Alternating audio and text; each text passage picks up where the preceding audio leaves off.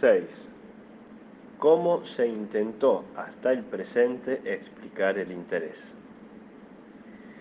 El que sabe ahora a cuáles circunstancias deben las casas, los medios de producción, los buques, etc., y el dinero, su cualidad de capital, querrá saber también cómo se ha explicado hasta hoy el interés.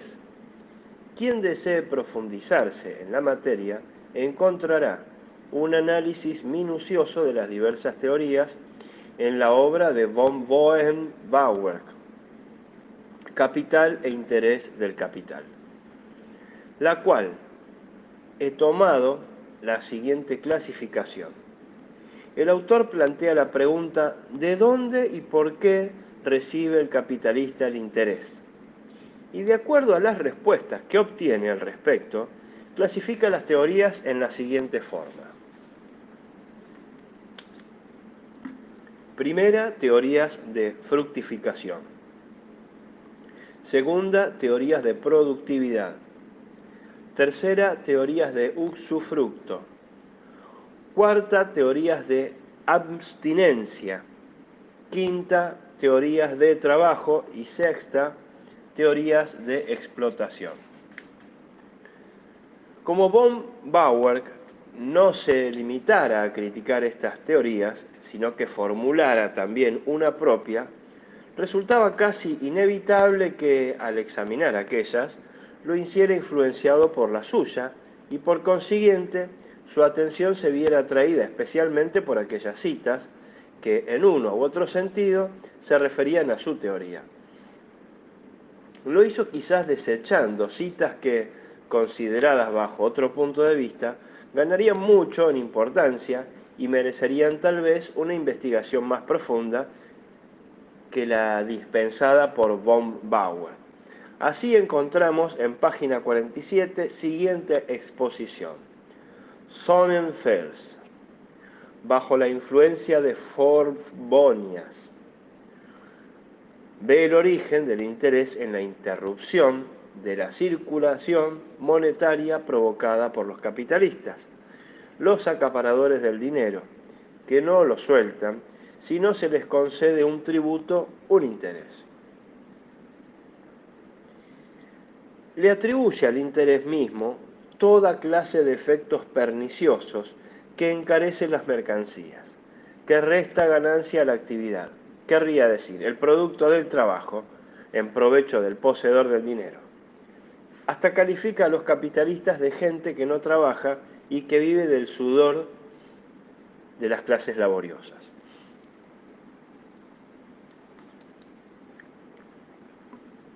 Para nosotros, un hombre que propaga semejantes ideas es una persona atrayente, pero von Bauer no se digna examinar mayormente esta teoría y deja pronto de lado a su autor, atribuyéndole una elocuencia contradictoria. Si alguien estudiara desde el punto de vista del interés básico todo lo que se ha escrito sobre el interés, llegaría a la conclusión de que no ha sido descubierta ni demostrada. Recién ahora la fuerza independiente y generadora del interés que tiene el dinero tradicional. A continuación resumimos el contenido de las 6 teorías arriba mencionadas. A los que querían conocer más a fondo su historia, recomendamos la lectura de la excelente obra referida de von Boehm-Bauer. Un examen minucioso de esas teorías está de más, pues con la ayuda de la teoría del interés básico es fácil señalar el punto donde los investigadores se han desviado del camino recto para empantanarse en las teorías del valor.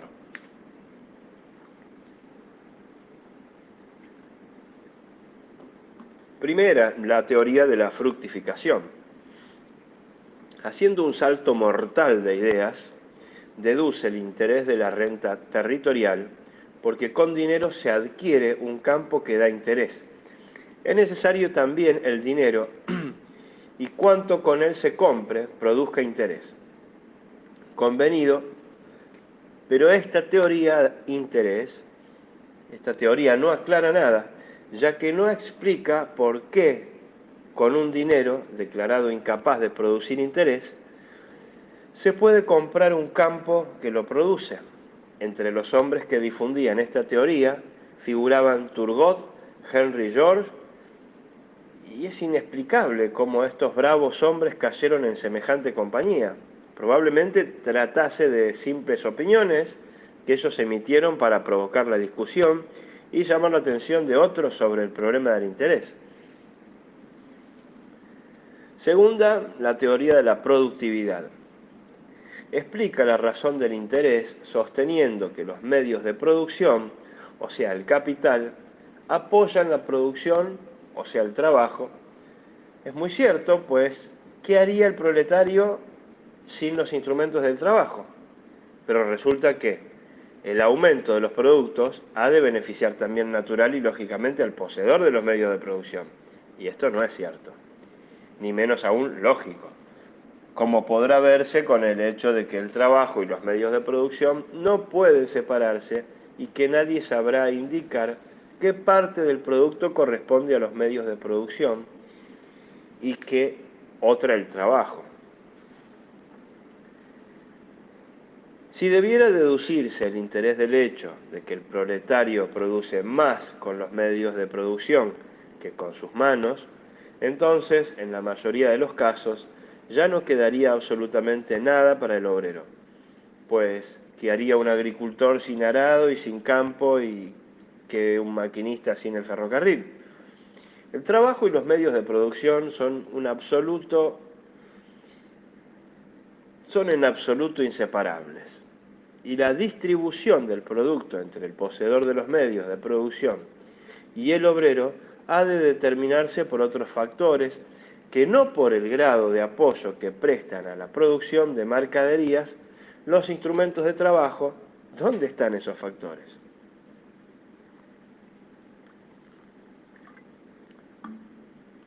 Sostenemos que la demanda y la oferta de los medios de producción determinan la proporción en que el obrero y poseedor de aquellos participan del producto, sin considerar la eficiencia de dichos medios de producción.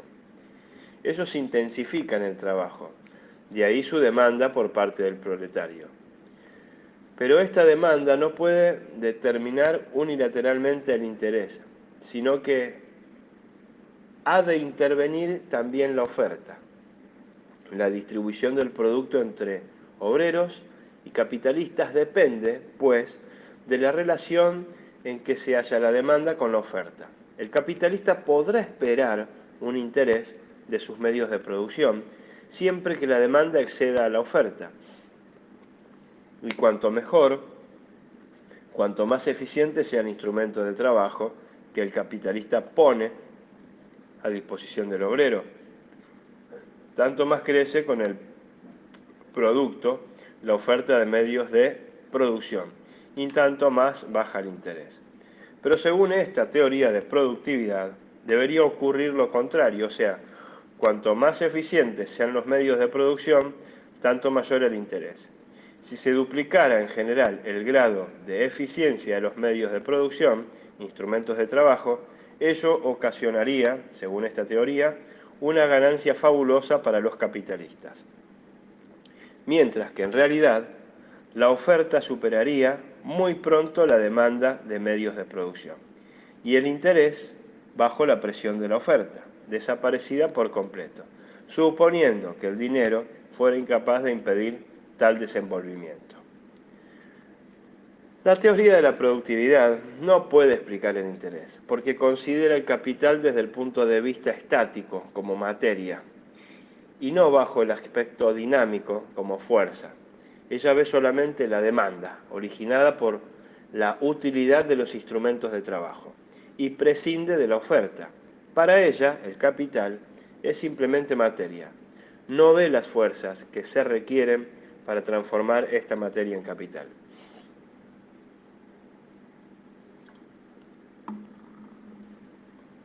Tercera, teorías del usufructo.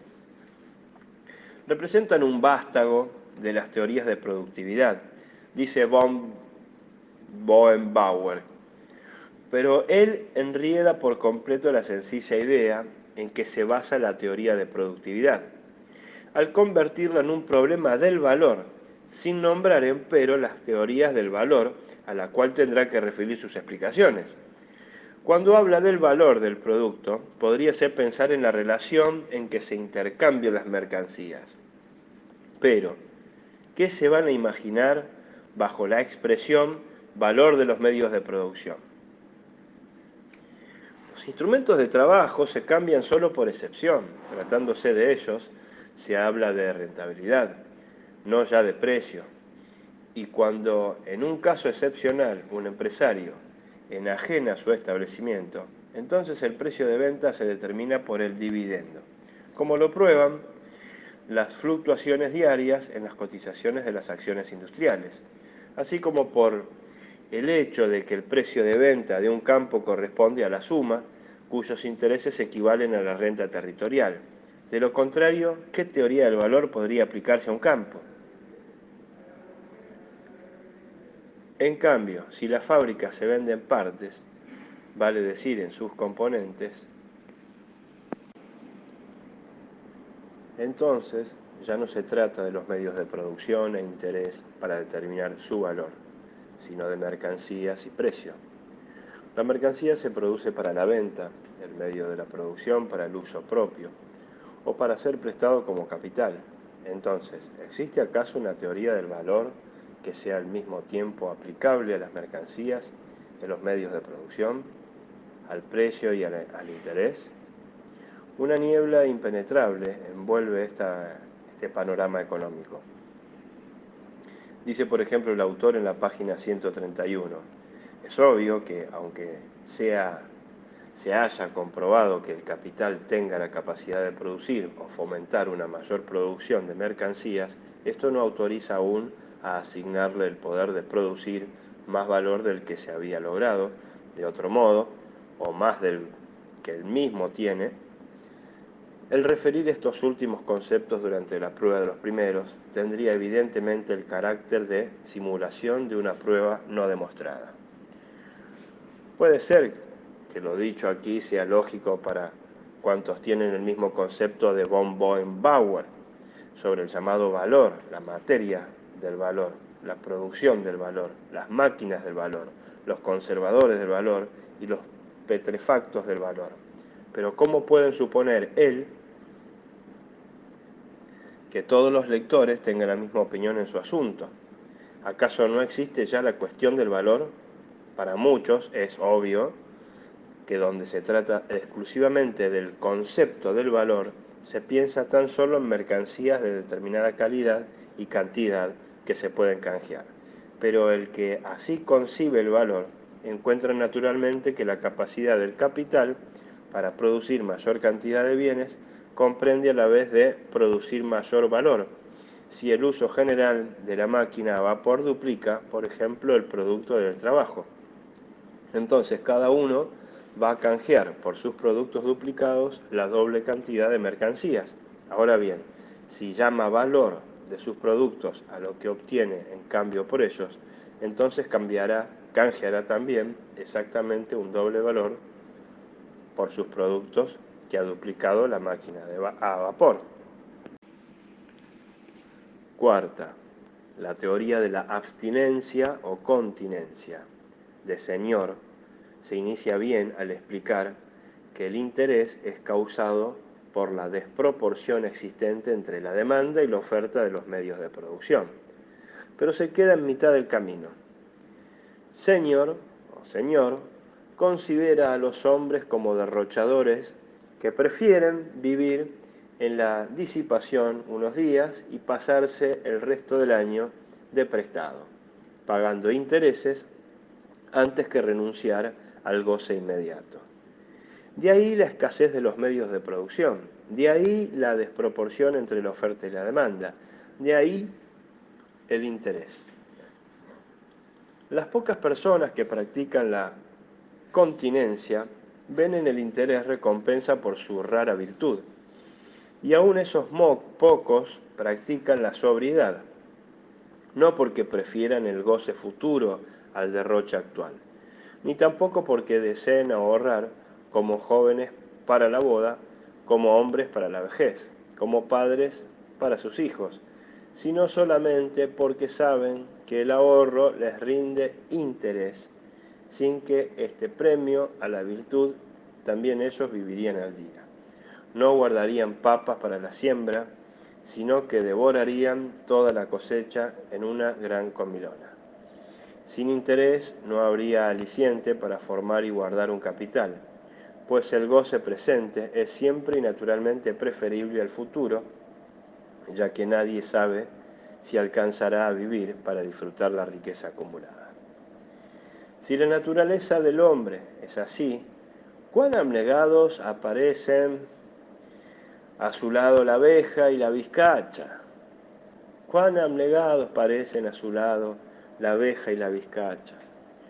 Uno se pregunta, ¿cómo es que la humanidad existe aún? ¿Y cómo es posible prestar todavía dinero a alguien?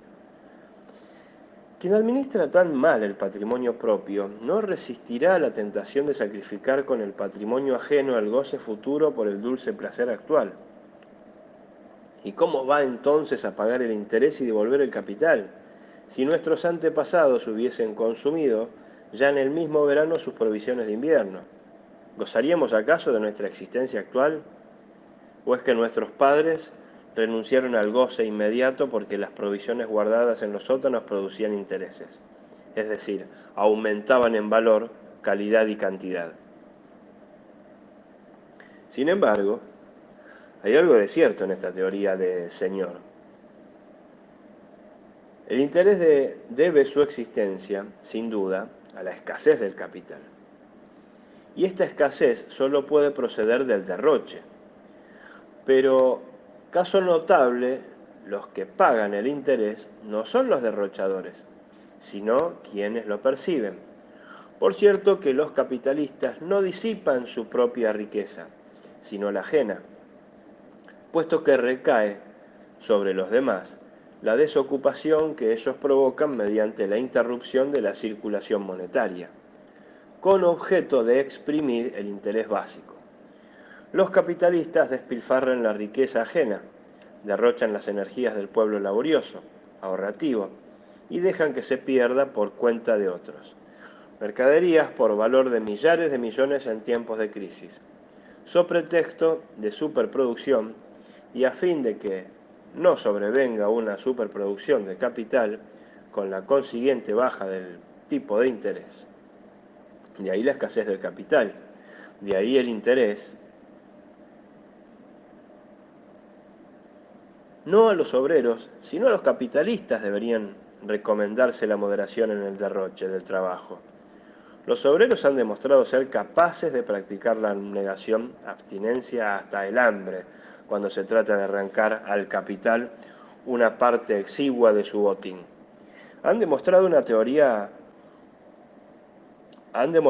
heroica morigeración en millares de huelgas, y es de presumir que, si fuera posible hacerlas creer que para aniquilar el interés bastaría ahorrar, no fumar ni beber alcohol, ellos lo harían. Pero ¿cuál sería hoy el resultado? Apenas llegara el interés de los capitales reales por debajo del interés básico, estallaría la crisis, sobrevendría la ruina económica, despojando al obrero del fruto de su continencia. En todo caso, la teoría de la abnegación lleva directamente al siguiente contrasentido: obreros, sacrificaos con el sudor de vuestra frente, producid y venced muchas mercancías, pero para vosotros mismos comprad lo menos posible. Padeced hambre y frío, sed abstinentes, no compréis nada de lo que habéis producido, vale decir, de lo que vosotros mismos destináis a la venta, para formar de este modo un excedente de dinero lo más grande posible, con el cual crear nuevos capitales reales. A esta contradicción absoluta habría llegado los autores de la doctrina abstencionista si hubiesen perseguido en el camino inicial, y entonces habría dado con los defectos de nuestro sistema monetario, así como descubría Proudhon, probablemente por la misma vía que el oro obstruye el camino de las mercancías hacia los capitales reales, que el oro impide la transformación de la superproducción de mercaderías. Esta presiona sobre los precios y conduce a las crisis. En la superproducción de capitales reales, que presiona sobre el interés y estimula el intercambio. 5. La quinta, las teorías del trabajo. Declara lisa y llanamente que el interés es un producto del trabajo de los capitalistas. Rodbertus considera un oficio la percepción del interés. Cortar cupones le parece a Schaeffel una profesión lucrativa. Solo le reprocha de que sus servicios sean muy costosos. Y Wagner llama a los rentistas funcionarios públicos para la formación y el empleo de los fondos nacionales de medios de producción. Y estos sabios, von Bauer, otorga el honor de incluirlos en la lista de los investigadores de las teorías del interés. Sexta, las teorías de la explotación. Sostiene que el interés es una simple deducción forzada del producto del trabajo, que los poseedores de los medios de producción se permiten efectuar y pueden permitírselo porque los obreros se hallan imposibilitados de trabajar sin medios de producción, debiendo sin embargo vivir de su trabajo. ¿Es acaso dudoso que justamente esta teoría merezca el nombre de teoría de explotación? ¿No explota acaso el abstemio, teoría de abstinencia, la situación del mercado cuando aprovecha la escasez de capitales para obtener un interés? Según esta teoría, cuyos representantes principales son Karl Marx y los socialdemócratas, el poseedor de los medios de producción determina el descuento, no por los principios del comercio y de la bolsa, sino curioso es advertirlo según ciertas condiciones históricas y morales. Marx dice, en oposición a las demás mercancías, encierra pues la determinación del valor de la fuerza obrera un elemento histórico y moral. En el Capital, tomo 1, página 124, sexta edición. Pero, ¿qué tiene que ver la conservación de la fuerza obrera con la historia, la moral, los diferentes países y épocas? El término medio del monto de los víveres necesarios para la conservación de la misma fuerza obrera está ya dado. Podrá variar con la intensidad del trabajo, con la raza, la fortaleza o la debilidad del aparato digestivo, pero jamás por causas históricas o morales. Si en este punto decisivo para la teoría marxista se da injerencia a las leyes morales, entonces la fuerza obrera ya no es mercancía. Con tan confusa terminología puede demostrarse cualquier cosa. Al capitalista le interesa mucho saber cómo se alimentaron la madre, abuela y bisabuela del obrero. ¿Cuánto cuestan esos alimentos? ¿Y qué cantidad de ellos necesita para criar a sus hijos? Pues el capitalista se preocupa mucho de que no solo sus obreros, sino que también los obreros en general se conserven fuertes y sanos. Y ese mínimo lo deja el empresario al obrero. El resto lo reclama íntegramente para sí mismo. Tal distribución de los productos del trabajo entre empresarios y obreros, que sirvió a Marx para eludir todo el problema del interés de una manera muy cómoda, por cuanto la teoría del salario incluye de este modo también las teorías del interés y de la renta territorial, plusvalía. Es el punto vulnerable de la teoría de la explotación. Errónea no es sólo la premisa de ella, según la cual el salario se determina por el costo de la educación, instrucción y manutención del obrero y de su prole, sino también la escapatoria de que cada vez que el salario permanece arriba o debajo de este, limite los conceptos corrientes sobre lo que sea necesario para la vida del trabajador, determinen el monto del salario. En las estancias del este de Alemania, los jornales han subido en los últimos 5 años tanto que apenas difieren de los salarios del oeste, causando un fuerte retroceso en la emigración golondrina hacia Sajonia.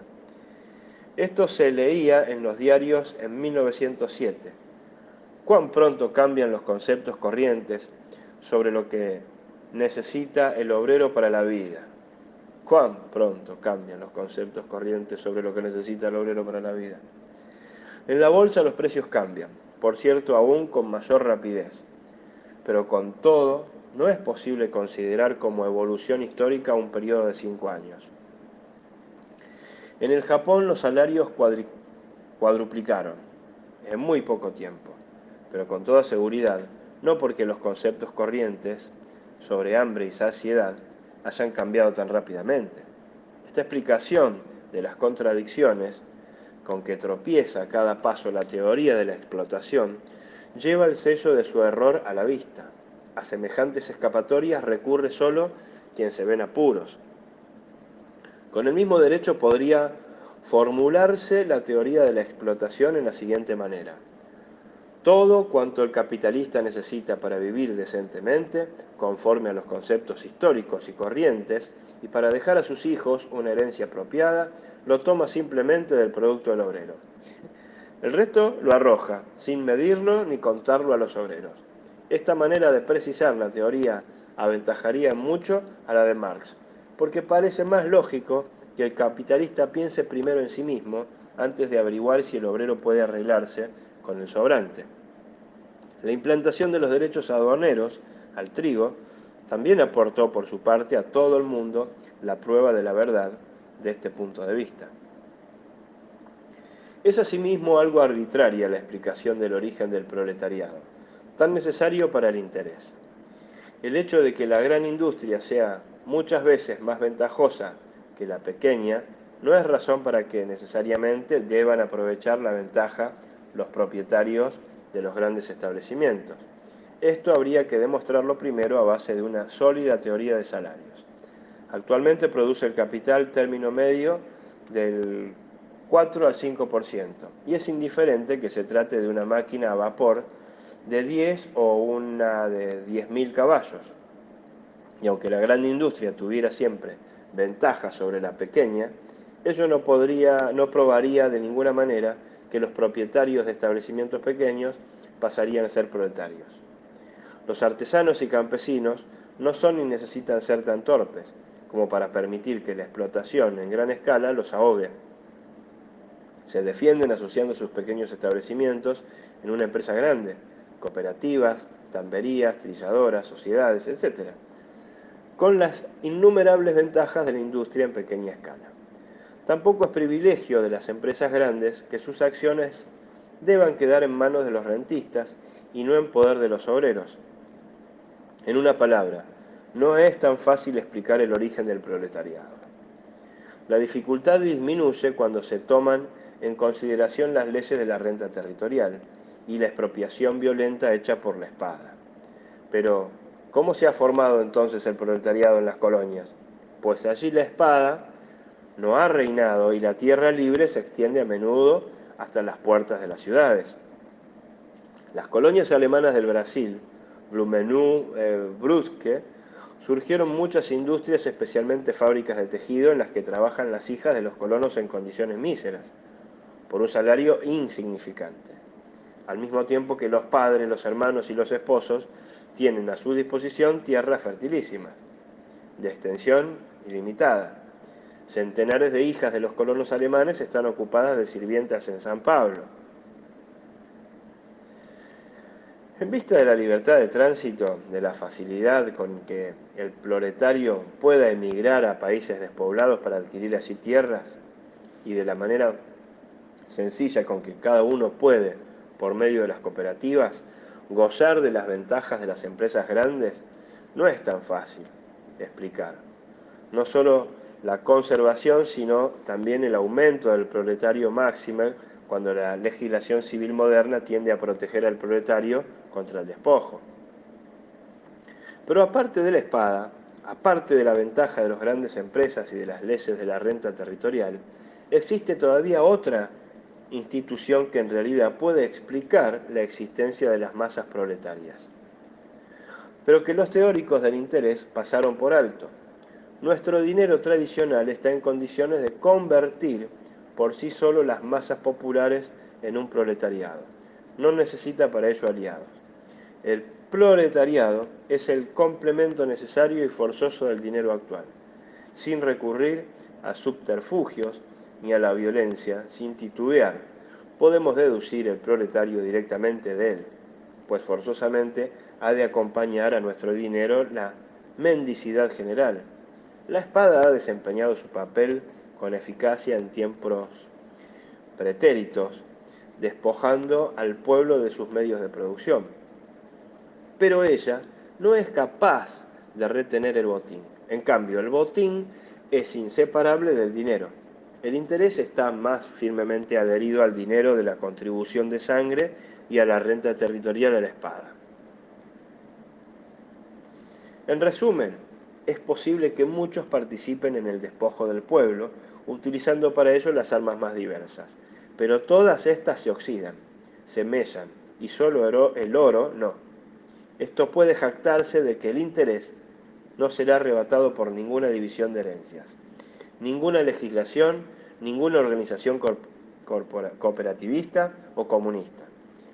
El interés del dinero es invulnerable para las leyes y aún para los anatemas del mismísimo Santo Padre. Es posible sostener la propiedad privada y, no obstante, encauzar la renta territorial mediante leyes, o sea, impuestos a la tierra, hacia las arcas del Estado. Pero por ninguna ley puede arrancarse al dinero tradicional ni siquiera una pequeña fracción del interés. Por lo tanto, nuestro dinero tradicional ha creado las masas proletarias indispensables para la teoría de la explotación y las ha conservado con éxito contra todas las fuerzas naturales de disolución. Por eso, para hacer completa la teoría de la explotación, debe dar un paso más hacia atrás y buscar el interés no en la fábrica, no en la propiedad privada de los medios de producción, sino más lejos aún, en el intercambio por el dinero de los productos del trabajo. La separación del pueblo de sus medios de trabajo es sólo una consecuencia, pero no la causa del interés. Pie de página. Innsbruck, editorial de la Librería Universitaria de Wagner. 2. Sonnenfels, Handlung Wissenschaft, segunda edición, Viena 1758. La tercera, sin referencia. Cuarta, ver Dr. T.H. Trüsten, patrón absoluto, editorial Union Suiza de Libre Economía, Berna. Quinta, siempre esa máquina del valor. 6. Otra vez, materia del valor. 7. El Lloyd Northern alemán cobraba en abril de 1912 por la travesía de Europa a la Argentina la suma de 100 marcos, pesos 56 argentinos, papel, que representan más o menos el jornal de una semana en los trabajos de la cosecha en la Argentina.